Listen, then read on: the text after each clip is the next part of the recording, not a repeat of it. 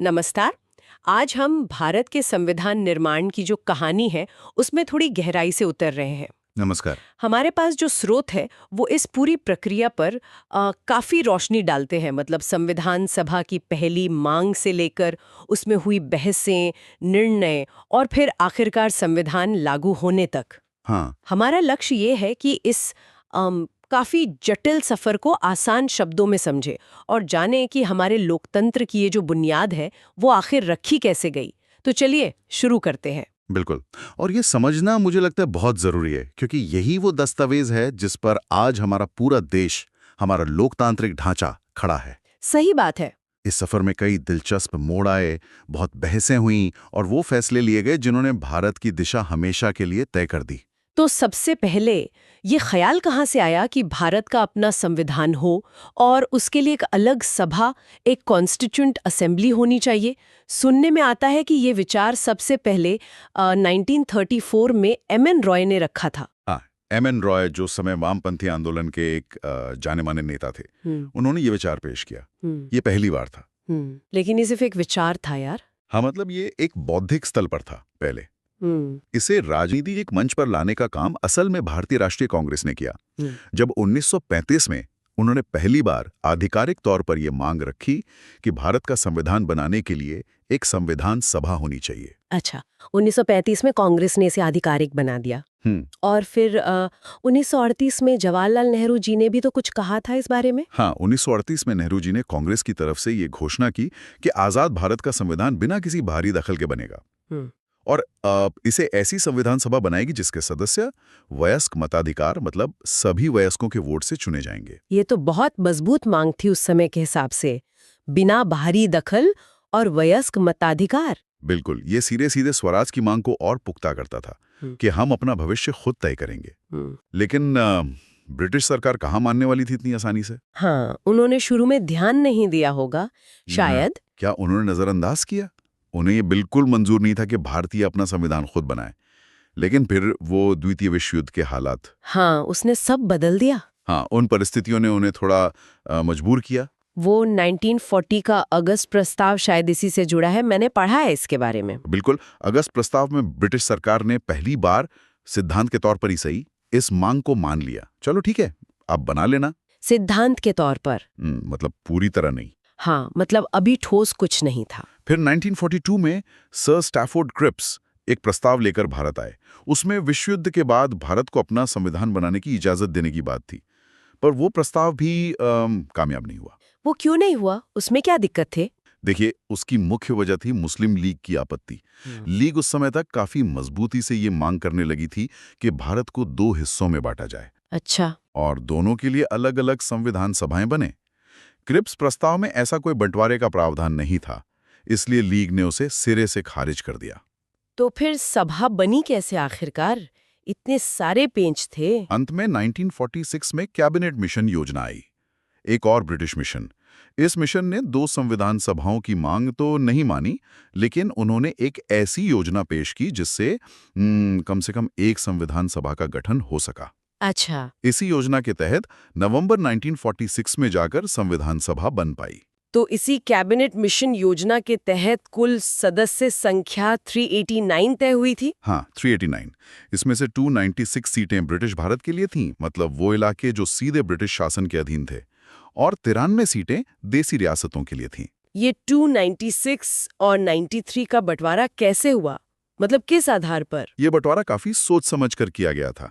जो 296 सीटें थीं ब्रिटिश भारत की, उनमें से 292 सदस्य तो ब्रिटिश गवर्नरों वाले 11 प्रांतों से आने थे। हाँ। और बाकी 4 सदस्य चीफ कमिश्नर के जो प्रांत थे, जैसे दिल्ली, अजमेर, मारवाड़, कुर्ग और ब्रिटिश बलूचिस्तान, वहां से आने थे। और सीटों का आधार मोटे तौर पर जनसंख्या थी, मतलब हर 10 लाख लोगों पर करीब करीब एक सीट। अच्छा, 10 लाख पर एक सीट। और ये भी सुनने में आया है कि इन सीटों को समुदायों के बीच भी बांटा गया था। हाँ, ये भी एक महत्वपूर्ण बात है। ब्रिटिश भारत की जो सीटें थीं, उन्हें 3 मुख्य समुदायों, मुस्लिम, सिख और सामान्य में उनकी आबादी के अनुपात में बांटा गया। सामान्य में मतलब मुस्लिम और सिख को छोड़कर बाकी सब आ गए। ऐसा क्यों किया गया? ये इसलिए ताकि जो मुख्य अल्पसंख्यक समूह हैं, उन्हें भी ये लगे कि उनका प्रतिनिधित्व सुनिश्चित है। सिख सिर्फ पंजाब में थे, तो वहां उन्हें अलग से प्रतिनिधित्व मिला, बाकी जगह मुस्लिम और सामान्य। लेकिन इन सदस्यों का चुनाव कैसे हुआ? क्या आम जनता ने वोट डाला था जैसे नेहरू जी ने कहा था? नहीं, यही एक क्या कहते हैं पेंच है। नेहरू जी की वयस्क मताधिकार वाली बात नहीं मानी गई। ये चुनाव सीधे आम जनता द्वारा नहीं हुए थे। प्रांतीय असेंबलियां थीं, उनके सदस्यों ने इन प्रतिनिधियों को चुना, और वो प्रांतीय असेंबली के सदस्य भी खुद सीमित मताधिकार पर चुने गए थे। मतलब उस समय सबको वोट देने का अधिकार नहीं था। प्रॉपर्टी, टैक्स, एजुकेशन के आधार पर ही वोटिंग राइट्स थे। अच्छा, यानी अप्रत्यक्ष चुनाव हुआ एक तरह से। हाँ, और चुनाव का तरीका भी खास था। एकल संक्रमणीय मत द्वारा समानुपातिक प्रतिनिधित्व। ये क्या होता है? ये एक ऐसी व्यवस्था है जिससे छोटे समूहों को भी उनकी संख्या के अनुपात में सीटें मिलने की संभावना बढ़ जाती है। ये आज भी हमारे यहाँ राज्यसभा और राष्ट्रपति चुनाव में इस्तेमाल होता है। और देसी रियासतों के जो 93 प्रतिनिधि थे, उनका क्या हुआ? उनके प्रतिनिधि कैसे चुने जाएंगे, ये तरीका रियासतों के प्रमुखों पर छोड़ दिया गया था। मतलब वो मनोनीत कर सकते थे। तो सभा कुछ हद तक चुनी हुई थी और कुछ हद तक मनोनीत। समझ गई। तो जुलाई-अगस्त 1946 में चुनाव हुए ब्रिटिश भारत की 296 सीटों के लिए। नतीजे क्या रहे? नतीजे काफी स्पष्ट थे। भारतीय राष्ट्रीय कांग्रेस को भारी सफलता मिली, उन्हें 208 सीटें मिली। अच्छा। मुस्लिम लीग को 73 सीटें मिली, और जो बाकी 15 सीटें थीं वो छोटे दलों और निर्दलीय उम्मीदवारों को गईं। और देसी रियासतों ने क्या किया? अपनी 93 सीटें भरी। नहीं, यहीं एक और बात हुई। देसी रियासतों ने जो 93 सीटें उन्हें आवंटित थीं, उन्हें भराई नहीं। उन्होंने शुरुआत में फैसला किया कि वह संविधान सभा से अलग रहेंगे, देखेंगे कि क्या होता है। ओह, इसका मतलब ये हुआ कि सभा एक तो सीधे तौर पर जनता द्वारा नहीं चुनी गई थी, और ऊपर से देसी रियासतें भी शुरू में शामिल नहीं हुई। तो क्या ये सभा फिर पूरे भारत का प्रतिनिधित्व करती थी? इस पे सवाल उठे होंगे। हाँ, ये एक बहुत महत्वपूर्ण सवाल है, और इस आधार पर सभा की आलोचना भी हुई, जिसकी बात हम शायद बाद में करेंगे। लेकिन ये भी सच है कि जो सदस्य चुने गए थे, उनमें भारत के लगभग सभी वर्गों का प्रतिनिधित्व था। जैसे? हिंदू, मुस्लिम, सिख, पारसी, एंग्लो इंडियन, भारतीय ईसाई, अनुसूचित जाति, अनुसूचित जनजाति, यहाँ तक कि महिलाएं भी शामिल थीं। अच्छा। उस समय की जानी मानी महिलाएं भी सदस्य थीं। अच्छा। तो कह सकते हैं कि भले ही चुनाव का तरीका अप्रत्यक्ष था, पर विविधता काफी थी। और महात्मा गांधी को छोड़ दें तो उस समय के लगभग सभी बड़े नेता इस सभा में शामिल थे। चलिए, अब सभा बन गई, चुनाव हो गए, अब इसकी कार्यवाही पर आते हैं। पहली बैठक 9 दिसंबर 1946 को हुई। हाँ, दिल्ली में। लेकिन मुस्लिम लीग ने इसका बहिष्कार कर दिया। क्यों? वो तो चुनाव जीत कर आए थे। हाँ, जीत कर आए थे, लेकिन वो पाकिस्तान की अपनी अलग मांग पर अड़े हुए थे। उन्हें ये एक संविधान सभा मंजूर नहीं थी, इसलिए उन्होंने पहली बैठक में हिस्सा नहीं लिया। तो कितने लोग आए पहली बैठक में? सिर्फ 207 सदस्य ही शामिल हुए। अच्छा, अध्यक्ष कौन बना? क्योंकि स्थायी अध्यक्ष तो चुना नहीं गया था अभी, तो फ्रांस की एक परंपरा है कि जो सबसे वरिष्ठ सदस्य होता है उसे अस्थायी अध्यक्ष बना दिया जाता है। हाँ। सदानंद सिन्हा, जो सबसे बुजुर्ग सदस्य थे, उन्हें अस्थायी अध्यक्ष चुना गया। फिर 2 दिन बाद 11 दिसंबर को सभा ने अपना स्थायी अध्यक्ष चुना। वो कौन थे? डॉक्टर राजेंद्र प्रसाद, और साथ ही 2 उपाध्यक्ष भी चुने गए, एच.सी. मुखर्जी और वी.टी. कृष्णमाचारी। अच्छा, 2 उपाध्यक्ष थे। ठीक है। और फिर 13 दिसंबर 1946 को जवाहरलाल नेहरू ने वो मशहूर उद्देश्य प्रस्ताव, ऑब्जेक्टिव्स रेजोल्यूशन पेश किया। इसका क्या महत्व था? ये क्यों इतना खास माना जाता है? ये प्रस्ताव देखा जाए तो बहुत ज्यादा महत्वपूर्ण था। इसे आप एक तरह से संविधान का विजन डॉक्यूमेंट या मार्गदर्शक सिद्धांत कह सकते हैं। Vision document. हाँ, इसने एक तरह से खाका खींचा कि आजाद भारत कैसा होगा। इसने भारत को एक स्वतंत्र संप्रभु गणराज्य घोषित करने का लक्ष्य रखा। इसने सभी नागरिकों के लिए न्याय, सामाजिक, आर्थिक, राजनैतिक स्वतंत्रता, विचार, अभिव्यक्ति, विश्वास, धर्म, उपासना की और समानता, प्रतिष्ठा और अवसर की सुनिश्चित करने का लक्ष्य रखा। इसमें अल्पसंख्यकों और पिछड़े वर्गों के लिए भी कुछ खास था? हाँ, बिल्कुल था। इसमें अल्पसंख्यकों, पिछड़े और जनजातीय इलाकों के लोगों के अधिकारों की पर्याप्त सुरक्षा के लिए विशेष प्रावधानों का संकल्प भी शामिल था। इसने भविष्य के संविधान की जो मूल भावना है, जो दर्शन है, उसकी नींव रखी। और ये पास कब हुआ? इस पर काफी विचार विमर्श हुआ और फिर 22 जनवरी 1947 को इसे सर्वसम्मति से, बिना किसी विरोध के स्वीकार कर लिया गया। सर्वसम्मति से? जी, ये बड़ी बात है। हाँ, और बाद में इसी उद्देश्य प्रस्ताव का जो परिवर्तित रूप है, वही हमारे संविधान की प्रस्तावना यानी प्रियम्बल बना। जो हम पढ़ते हैं न्याय, स्वतंत्रता, समानता, बंधुत्व, ये सारे शब्द सीधे वहीं से आते हैं। अच्छा जी, ये तो बहुत दिलचस्प है। फिर 1947 में भारत आज़ाद हो गया। 3 जून की माउंटबेटन योजना आई, फिर भारतीय स्वतंत्रता अधिनियम 1947 पास हुआ। इसका सभा पर क्या असर पड़ा? इस अधिनियम ने, जो भारत की आज़ादी और बंटवारे का आधार बना, उसने संविधान सभा की स्थिति में 3 बड़े बदलाव किए। क्या थे वो बदलाव? पहला, सभा एक पूरी तरह से संप्रभु सॉवरेन बॉडी बन गई। इसका मतलब ये था कि अब वो ब्रिटिश संसद द्वारा भारत के लिए बनाए गए किसी भी कानून को बदल सकती थी या खत्म कर सकती थी, और अब वो अपनी मर्जी से जैसा चाहे वैसा संविधान बना सकती थी, बिना किसी बाहरी दबाव के। यानी पूरी आज़ादी। दूसरा बदलाव? दूसरा, सभा एक विधायिका भी बन गई, लेजिस्लेटिव बॉडी। मतलब उसे अब 2 काम करने थे। एक तो देश के लिए संविधान बनाना, जो उसका मुख्य काम था, हाँ। और साथ ही जब तक नया संविधान लागू नहीं होता तब तक देश के लिए आम कानून भी लागू करना, जैसे एक संसद करती है। अच्छा, दोहरी भूमिका। हाँ, तो जब सभा संविधान बनाने के लिए बैठती तो उसकी अध्यक्षता डॉक्टर राजेंद्र प्रसाद करते, और जब वो विधायिका के तौर पर यानी कानून बनाने के लिए बैठती तो उसकी अध्यक्षता जीवी मावलंकर करते, जो बाद में लोकसभा के पहले स्पीकर भी बने।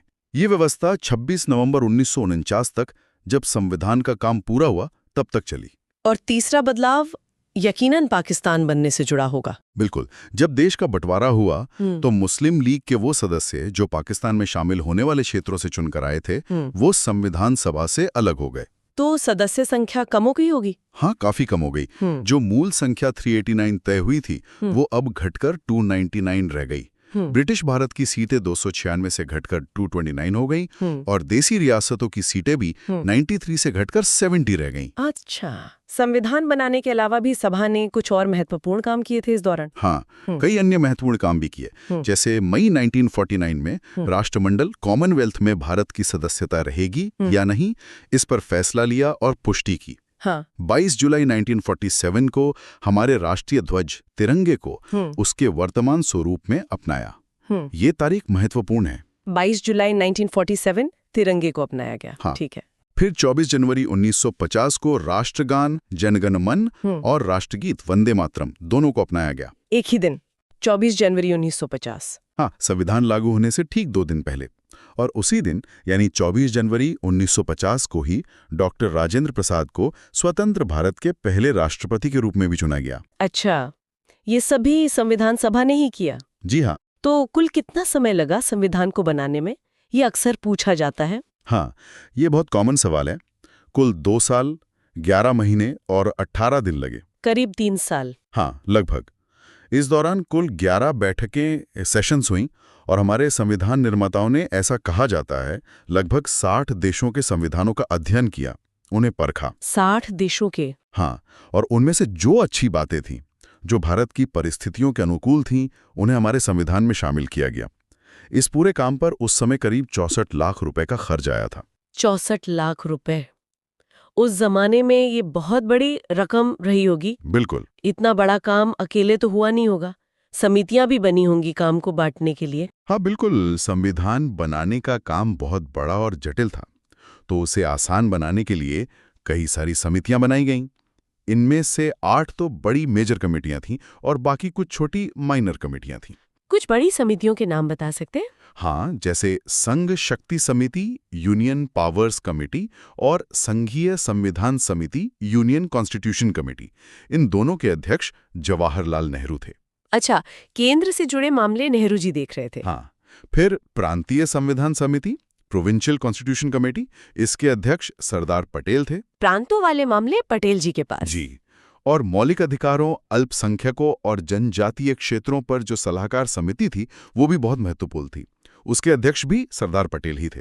प्रक्रिया नियम समिति, रूल्स ऑफ प्रोसीजर कमेटी के अध्यक्ष डॉक्टर राजेंद्र प्रसाद थे। और इन सब में सबसे ज्यादा जिसका नाम हम सुनते हैं वो है प्रारूप समिति, यानी ड्राफ्टिंग कमेटी। बिल्कुल, निस्संदेह वो सबसे महत्वपूर्ण समिति थी।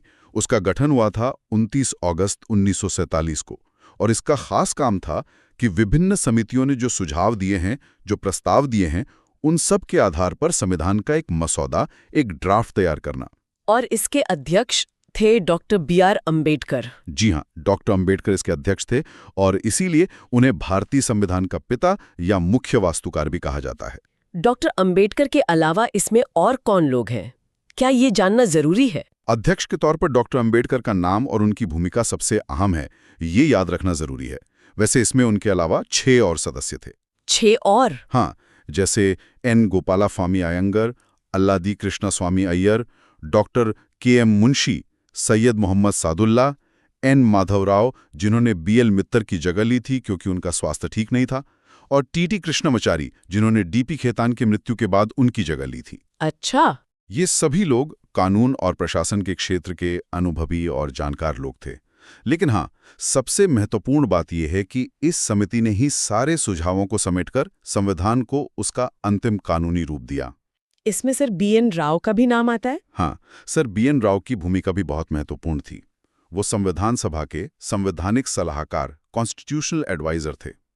उन्होंने ही शुरुआती मसौदा बनाने में, विभिन्न देशों के संविधानों का अध्ययन करके एक आधार तैयार करने में बहुत मदद की थी। प्रारूप समिति ने उनके बनाए मसौदे पर ही आगे काम किया। तो प्रारूप समिति ने अपना ड्राफ्ट कब पेश किया? समिति ने बहुत तेजी से काम किया।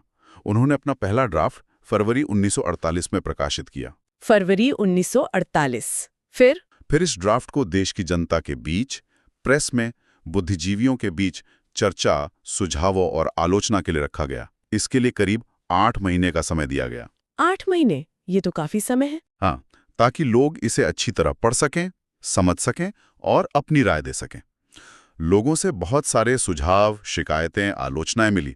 उन सब पर विचार करने के बाद समिति ने दूसरा ड्राफ्ट तैयार किया जो अक्टूबर 1948 में प्रकाशित हुआ। यानी लोगों की राय को महत्व दिया गया। बिल्कुल। प्रारूप समिति ने अपना पूरा ड्राफ्ट तैयार करने में 6 महीने से भी कम का समय लिया था और इस दौरान उनकी कुल 141 बैठकें हुई थी। बहुत गहन काम हुआ होगा। इसके बाद क्या हुआ? संविधान पास कैसे हुआ? ये प्रक्रिया क्या थी? तो जब अक्टूबर 1948 में दूसरा संशोधित ड्राफ्ट आ गया, उसके बाद डॉक्टर अंबेडकर ने अंतिम ड्राफ्ट 4 नवंबर 1948 को सभा में पेश किया। इसे कहते हैं फर्स्ट रीडिंग या पहला वाचन।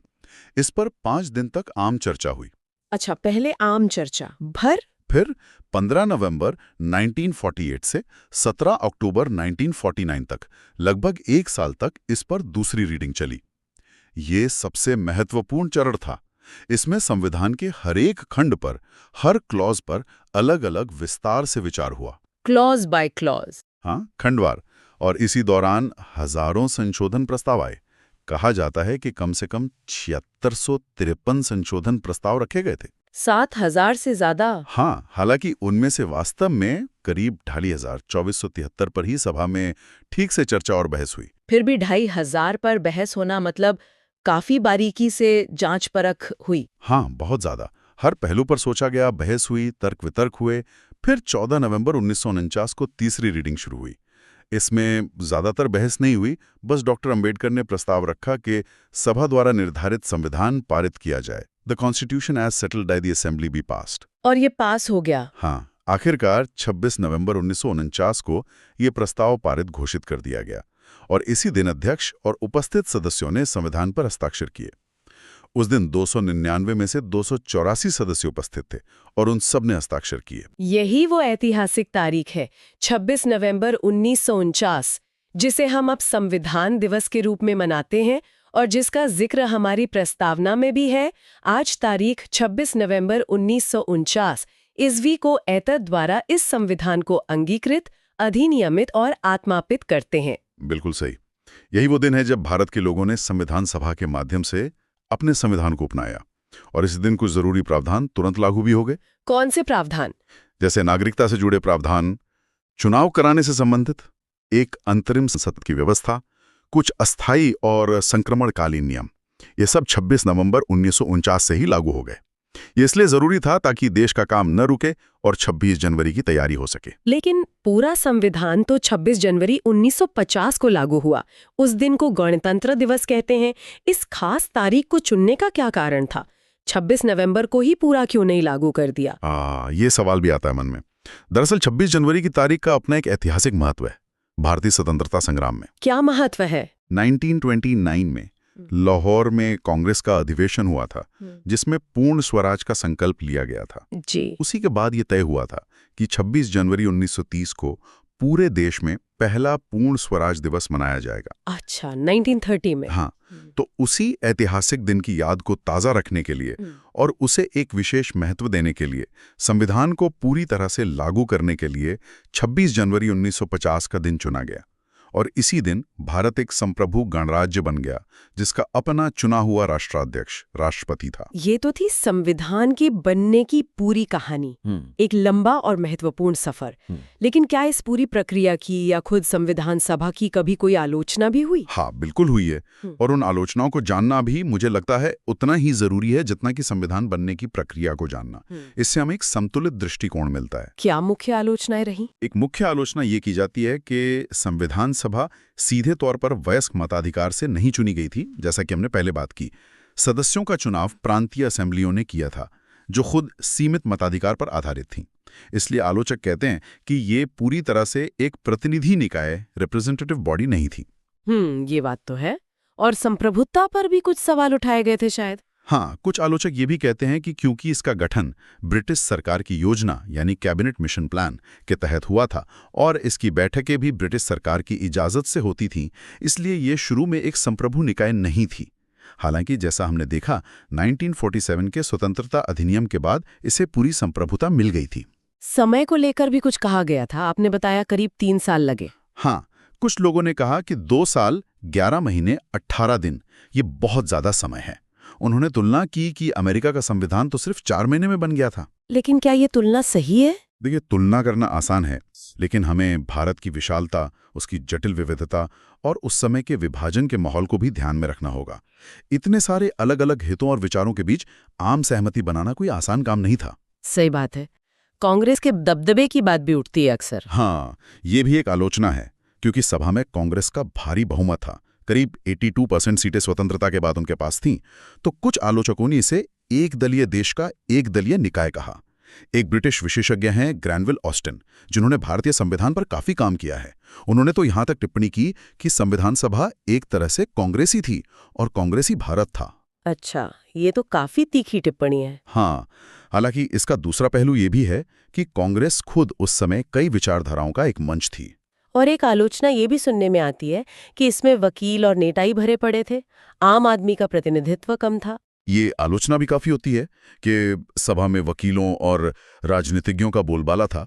इसके कारण शायद समाज के दूसरे वर्गों जैसे किसानों, मजदूरों को उतना प्रतिनिधित्व नहीं मिला और संविधान की भाषा भी आम आदमी के लिए थोड़ी मुश्किल, थोड़ी जटिल हो गई। हाँ, कानूनी भाषा समझना आसान नहीं होता। और कुछ ने इसे हिंदुओं का निकाय भी कहा, जैसे लॉर्ड विस्काउंट साइमन ने इसे हिंदुओं की सभा कहा था, या विंस्टन चर्चिल ने टिप्पणी की थी कि ये भारत के केवल एक बड़े समुदाय का प्रतिनिधित्व करती है।